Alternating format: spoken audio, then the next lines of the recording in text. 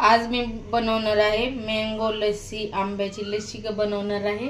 त्यासाठी 2 आंबे घेतलेले आहेत, पाहू शकता।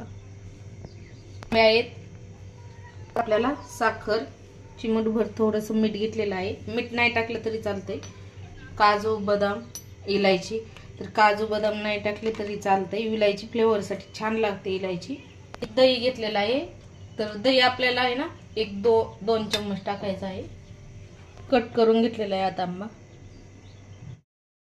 आपल्याला हा आंब्याचा गर काढून घ्यायचा आहे।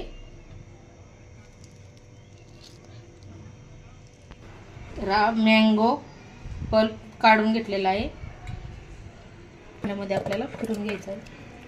आंब्याचा गर हा काढून घेतलेला आहे, तर आता हा एकदा फिरून घेत आहे मी।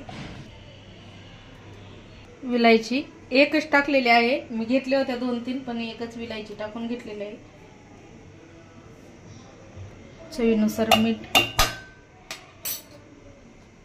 आणि साखर, काजू बदाम टाकलेले आहेत। मध्ये आपल्याला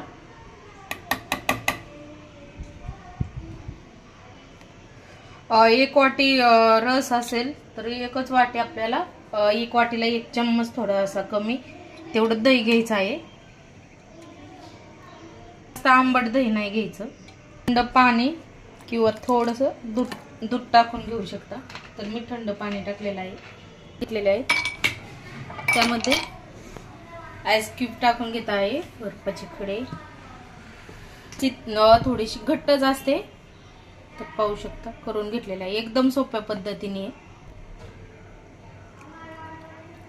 तर पाहू शकता किती छान झाली, प्यायला खूप छान लागत आहे मँगो लस्सी। तर मँगो लस्सी पिण्यासाठी तयार आहे। कसा वाटला नक्की कमेंट करून सांगा।